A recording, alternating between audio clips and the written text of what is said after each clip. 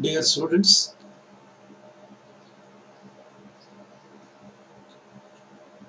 once again we are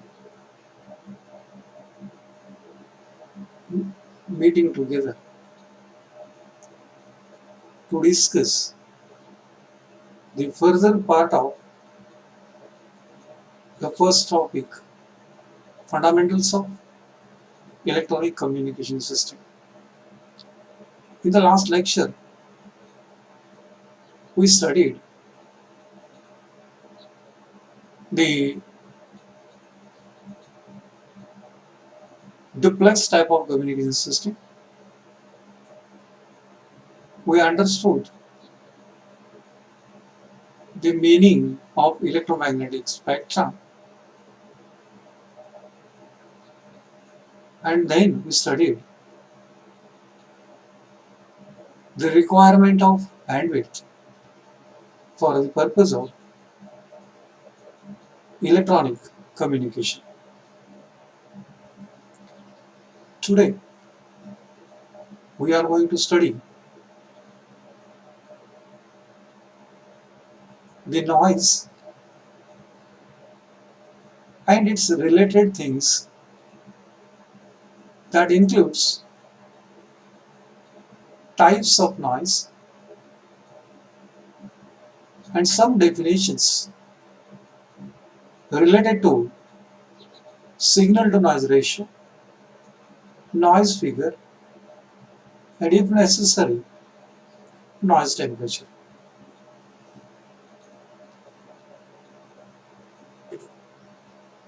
Friends, when we have studied the general block diagram of electronic communication system or analog type of communication system, one of the block which is included, and that block is known as the noise. Its role is, knowingly or unknowingly,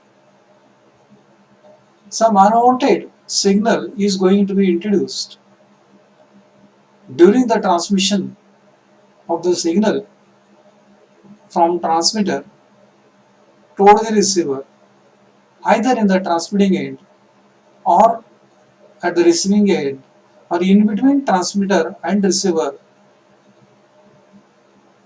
to which we can call it as in the channel. Such an unwanted signal, we can call it as the noise.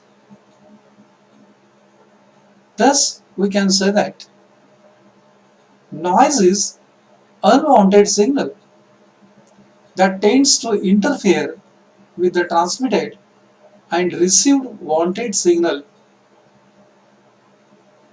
in the transmitter, within the channel, or at the receiving end. Friends, please do remember that noise is unwanted signal which is not necessarily required to carry wanted signal, but we can't avoid it. It will be along with that particular wanted signal.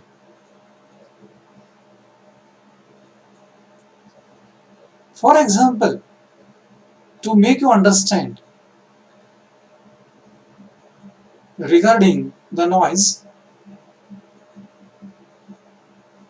if suppose old person is sleeping in midday time, taking rest, and some small children are playing nearby to that person, while playing they are shouting crowdedly, together, and this crowding, their shouting, is an unwanted signal for the resting old person. Thus, from that particular point of view, the role of children is producing the noise, which is unwanted for that particular person. Same thing is true as far as electronic communication is being considered, but we can't avoid it. It will come along with the wanted signal, maybe within the path, maybe at the transmitting end, or maybe at the receiving end.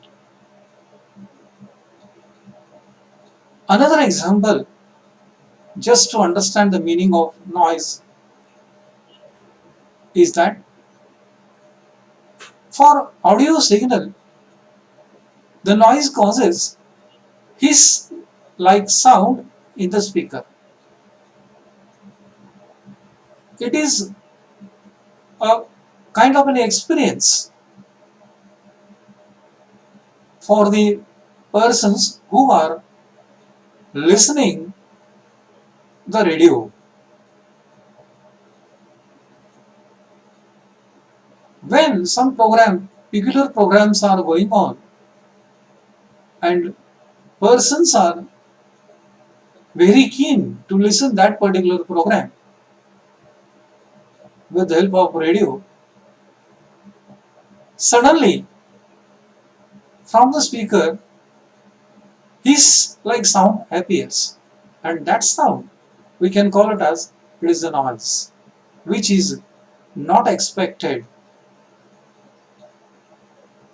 with that particular program. Another example is related to the television. In television transmission, noise appears as like a snow on the picture too, or on the screen of the television. In most of the time, on the screen, a small dots are appearing, and those small dots looks like a snow, and that appearance is not expected to come along with the signal, but it is coming, and that is called as the noise. In pulse communication system,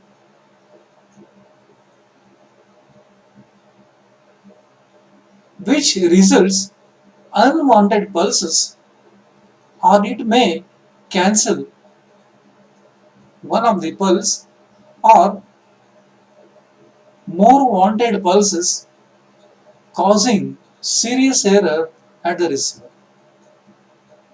This is true only in case of pulsed communication. That means digital communication is a communication where the communication that takes place in the form of pulses. During such a communication, in between wanted pulses, unwanted pulses introduced.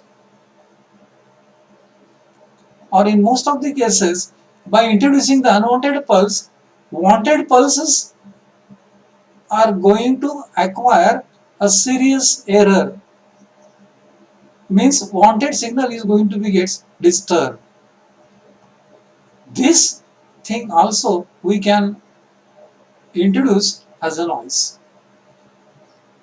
Now another example related with the radar communication. In radar communication, that means radio detection and ranging,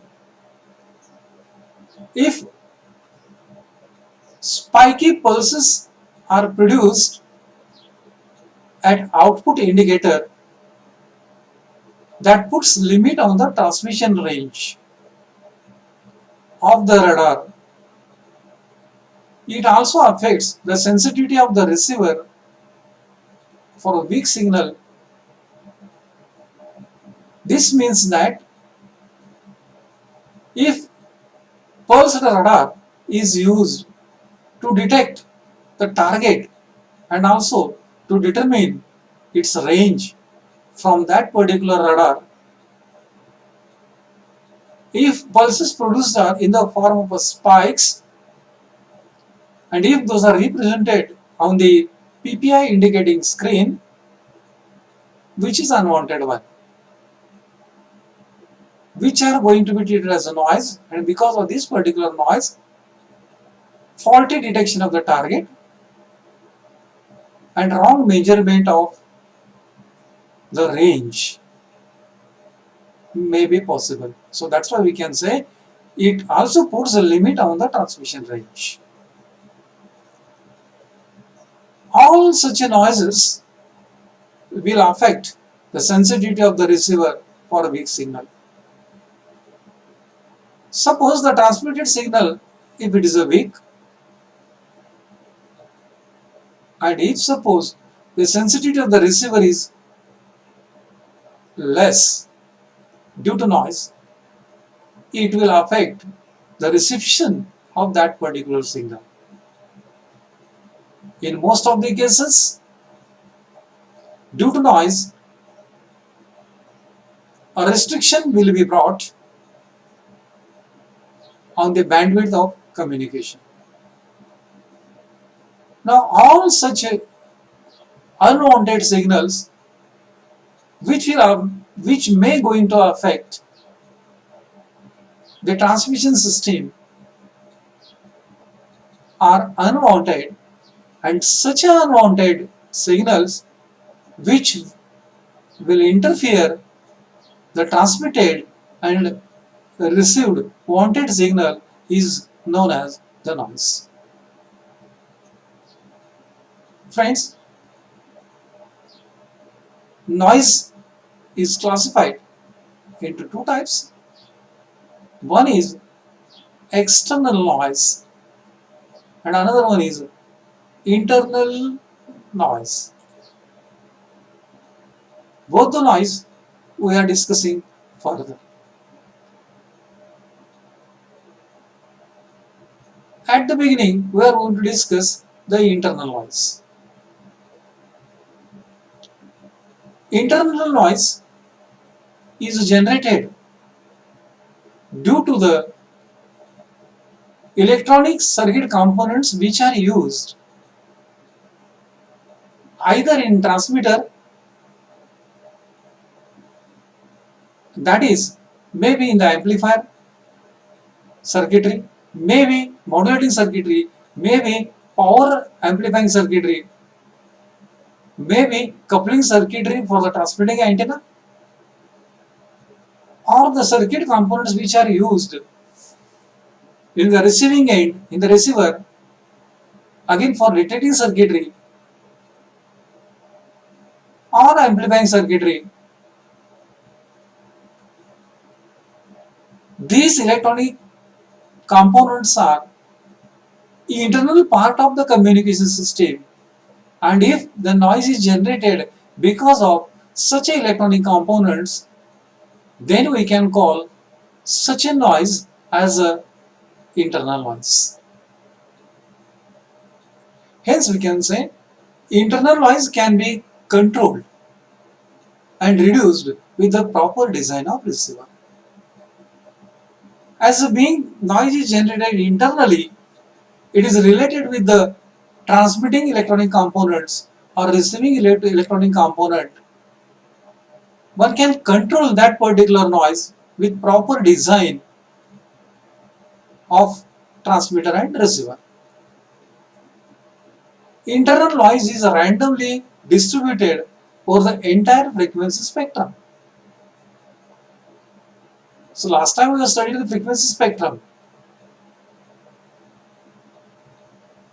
and the frequency range within which the communication that takes place, over that particular range of frequency, the internal noise is randomly going to be distributed. The noise present in given bandwidth is same at any frequency in a spectrum. Once the bandwidth is decided for the purpose of communication, within that particular bandwidth, along with the signal, the content of noise will remain same throughout. Thus we can say the noise is proportional to the bandwidth. Internal noise is again of four types.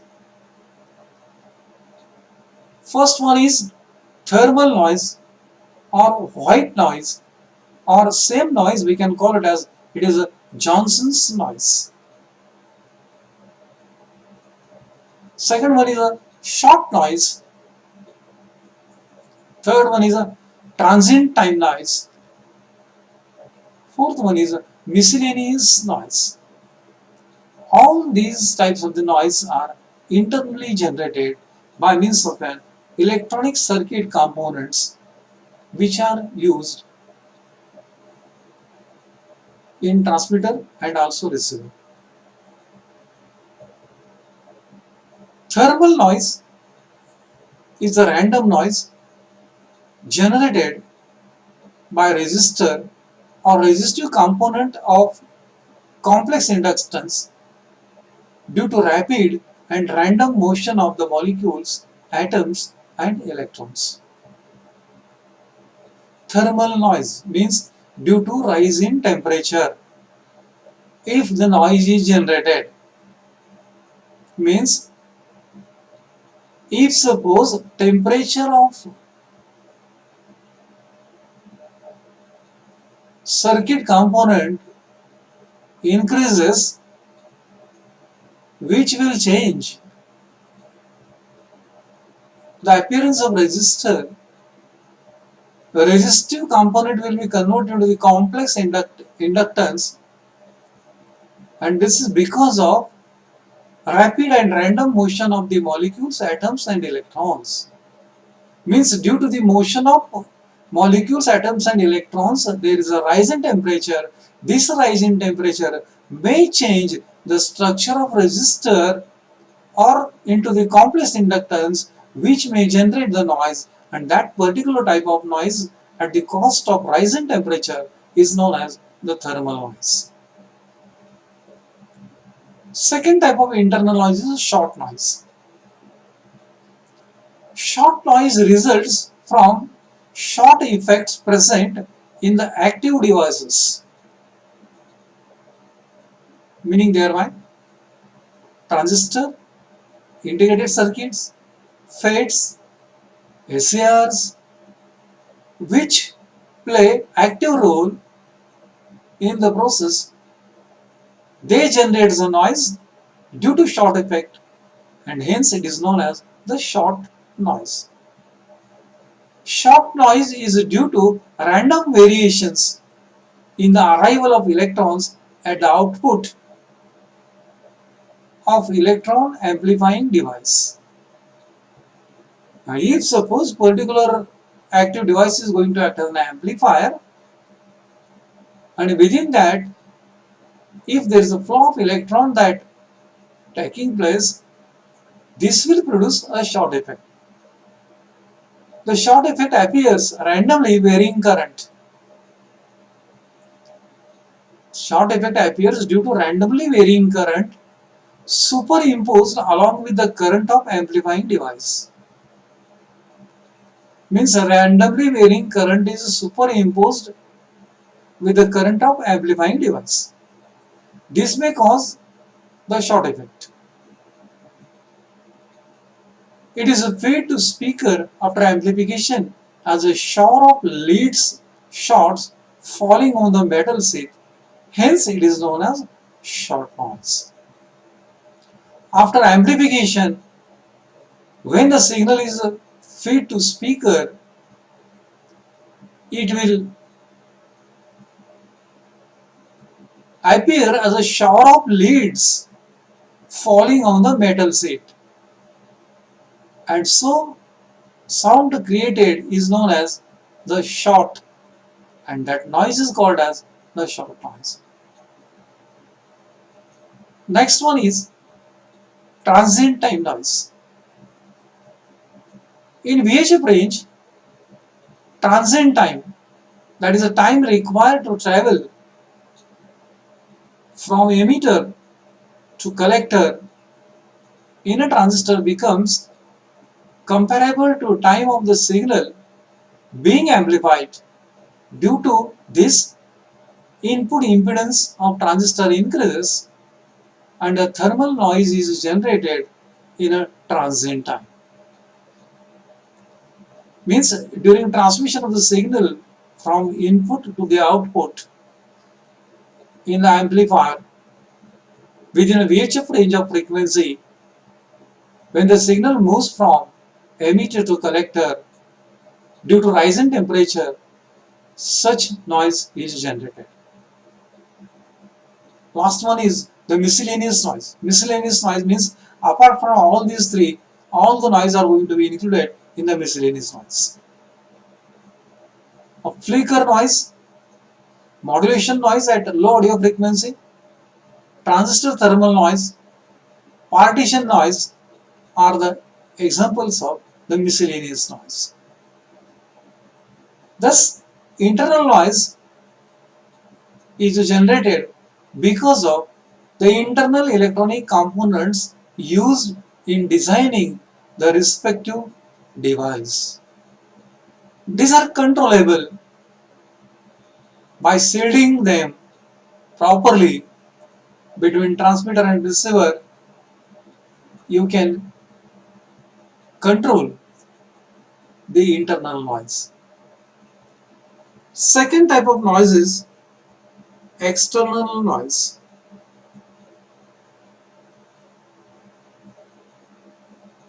External noise is a noise whose sources are external to the receiver or external to the communication system. By the name itself, we can say that it is external noise. Means this noise is generated from the source which is external to the communication system.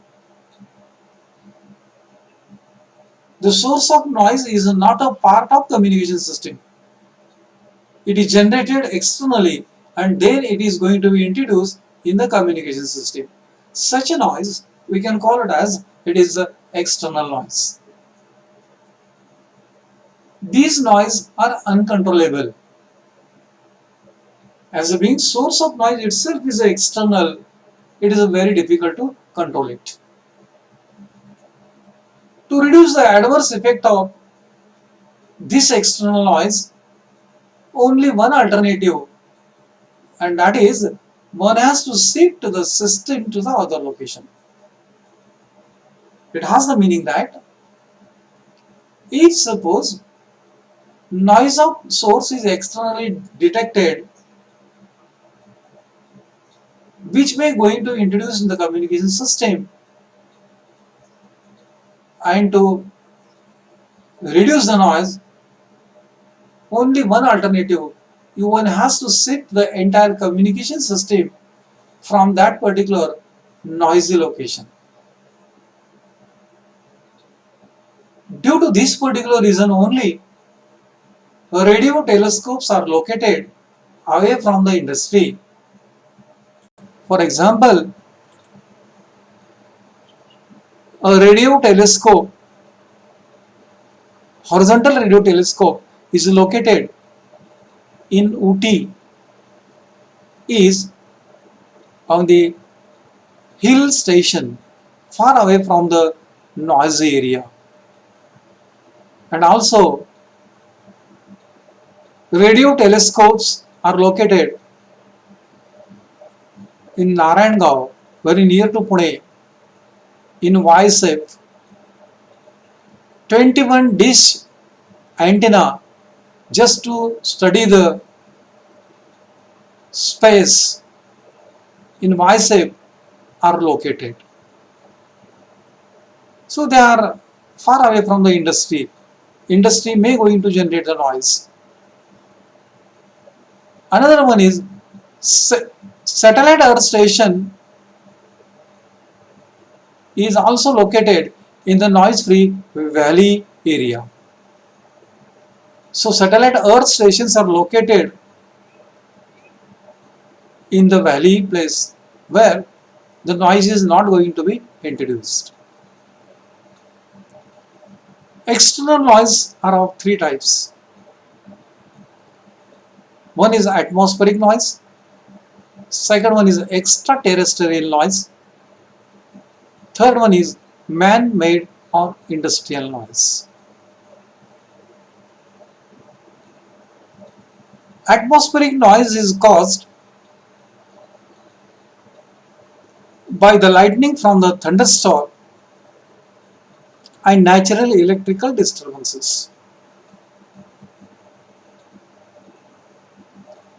If suppose microwave radiations are used for the purpose of communication through the space from transmitting antenna towards the receiving antenna, when they travel from the atmosphere, if lightning from the thunderstorm or electrical poles which are located on the roadside may going to introduce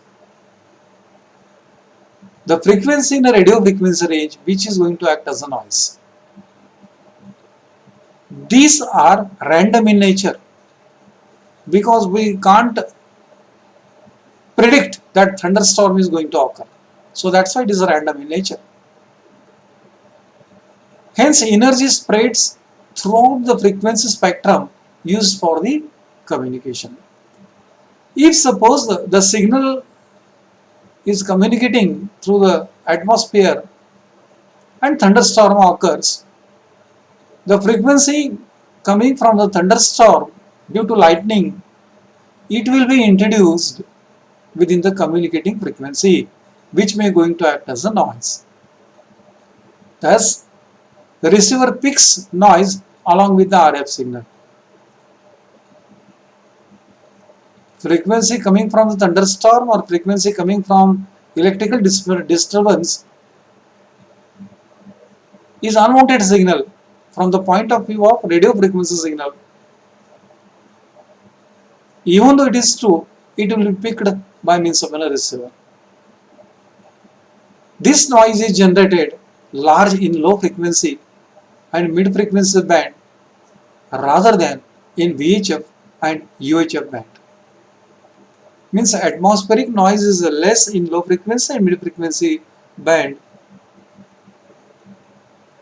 rather than very high frequency and ultra high frequency.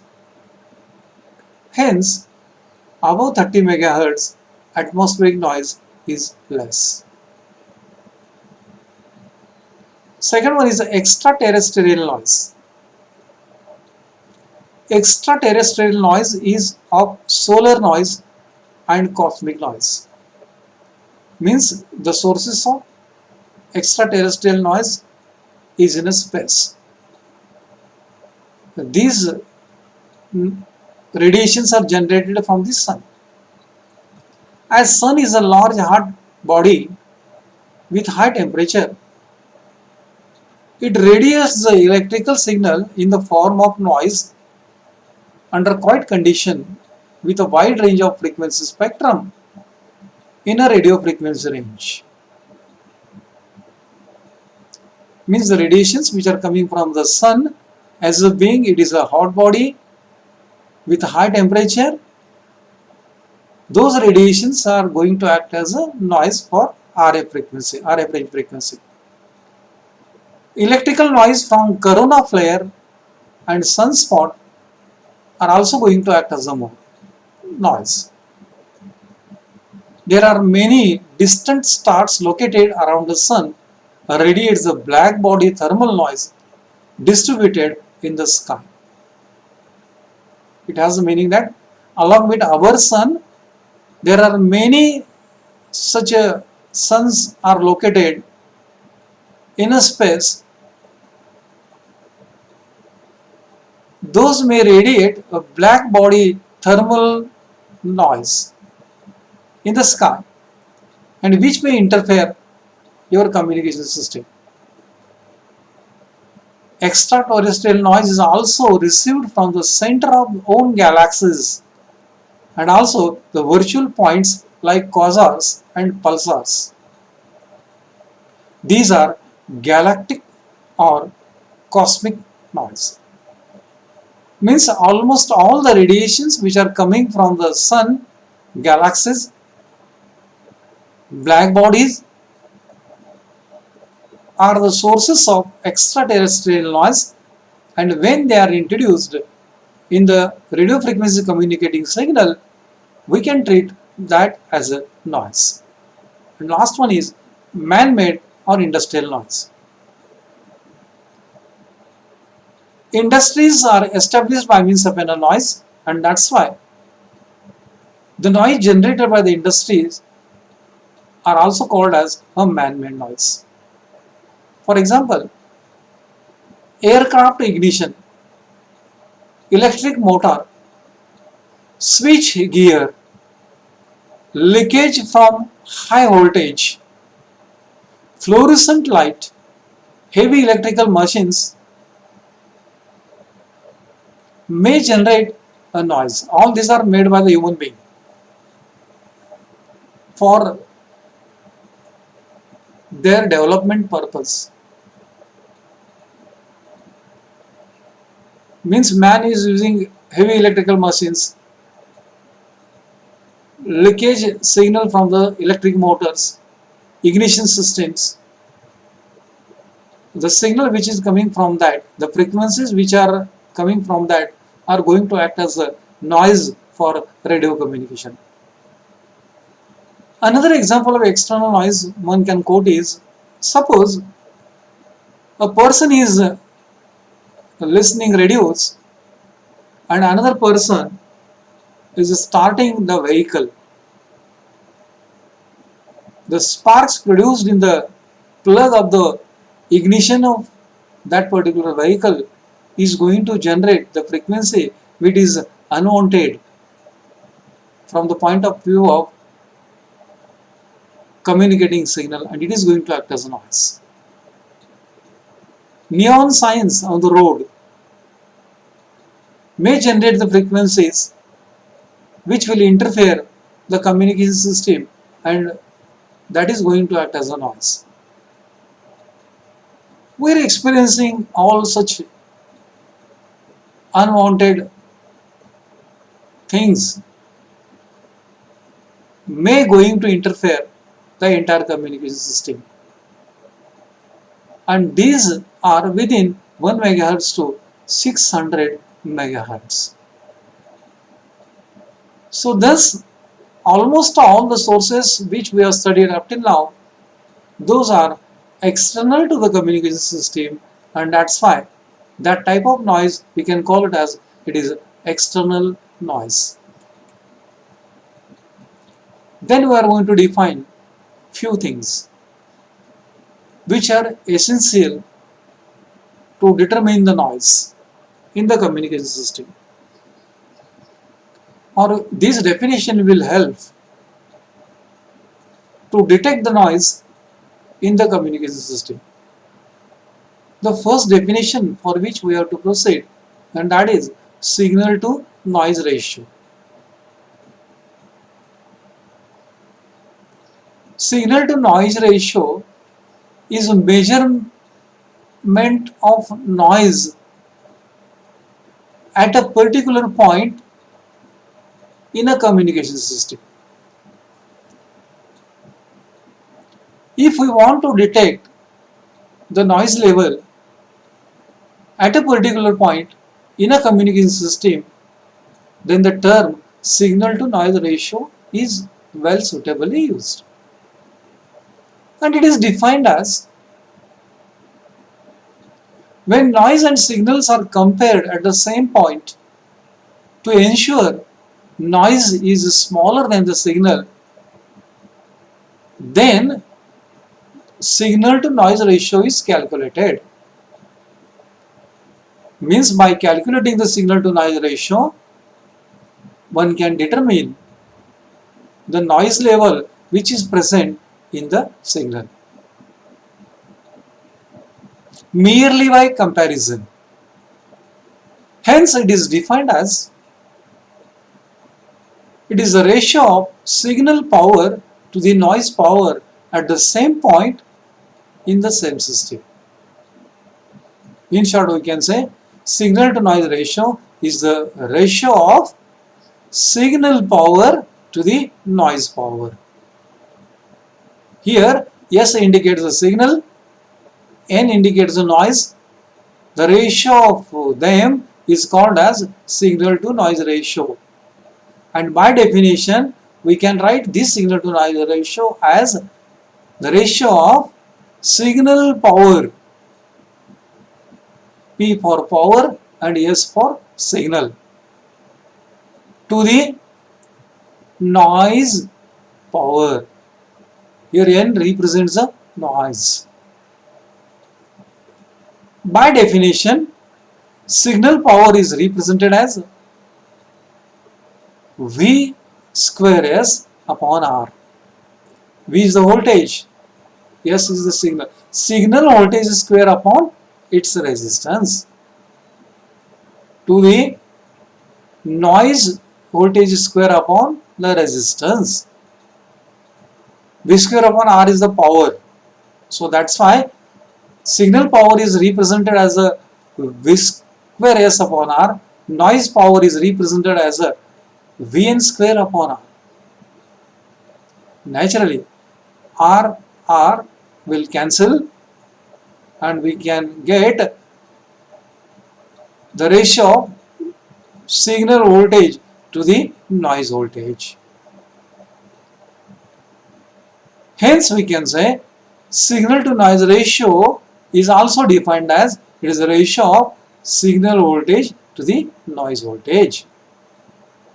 Means to determine the signal to noise ratio, one can measure the signal voltage and noise voltage at a particular point in the same system, and if you take its ratio, then it is possible for us to obtain signal to noise ratio.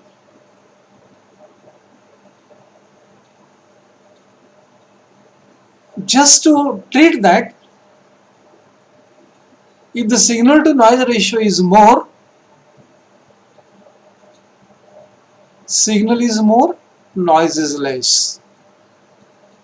If signal to noise ratio is less, then signal is less, noise is more.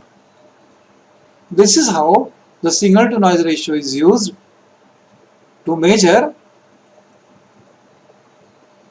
the signal present in the communication system. Conversely, we can say the noise present in the communication system. Thus, we can say both the signal and noise are developed across the same resistor R. Hence, the signal to noise ratio is kept high. If signal to noise ratio is high, then signal is more, means communication is better, indicating the noise level is less. So this is how we can express the concept of signal to noise ratio. Another definition we have to study, and that is known as noise figure. Noise figure is another way to measure the noise in the communication system, provided it is going to be measured two factors at two different places. As far as signal to noise ratio is being considered, signal and noise are measured at the same point. It is not true in case of noise figure.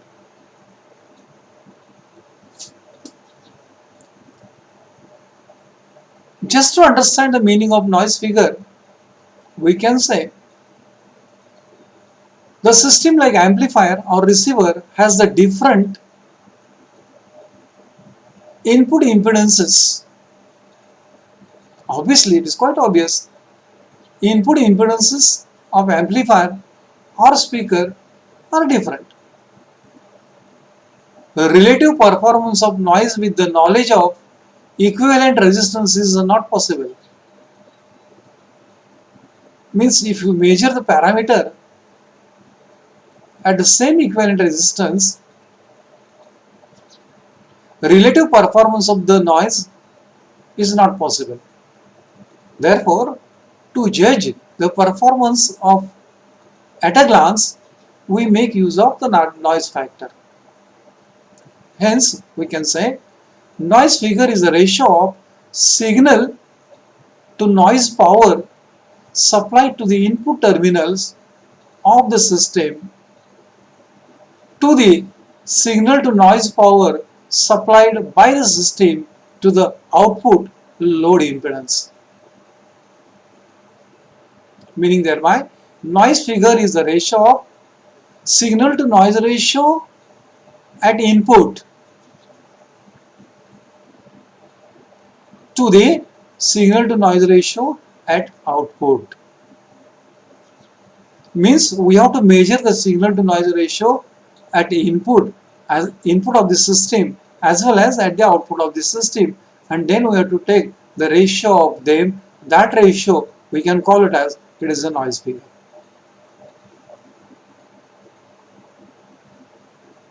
Output signal to noise ratio is less than input signal to noise ratio. Hence, noise factor is signal to noise ratio for ideal system to the at output of the receiver or system under state, or both are working at the same temperature, same bandwidth and same source. For practical system, noise figure is kept low. Means in practice, noise figure is should be kept low. Ideally, signal to noise ratio for input and signal to noise ratio at the output, ideally it should be same. Practically, noise figure will be low, means signal to noise ratio at the output is more, signal to noise ratio at the input is less. So by this particular way also we can determine the level of noise.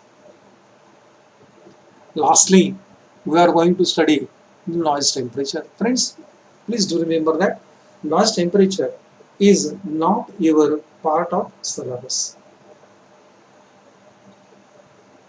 Just this is for your information. It is related with again noise, and that's why for your information only we are discussing. This is not meant for the examination purpose.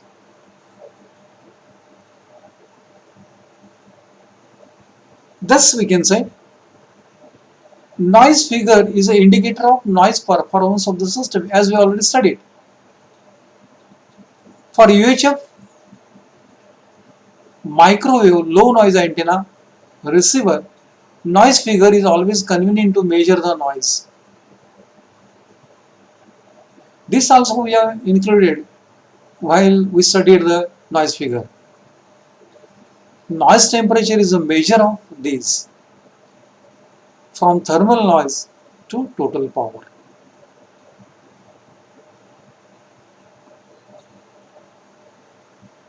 Total power is given as K into TB, where K is Boltzmann's constant, T is the absolute temperature, B is the bandwidth. PT is the total power.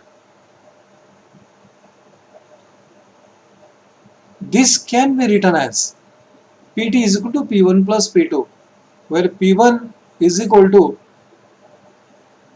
KB into T1 and P2 is equal to KB into T2.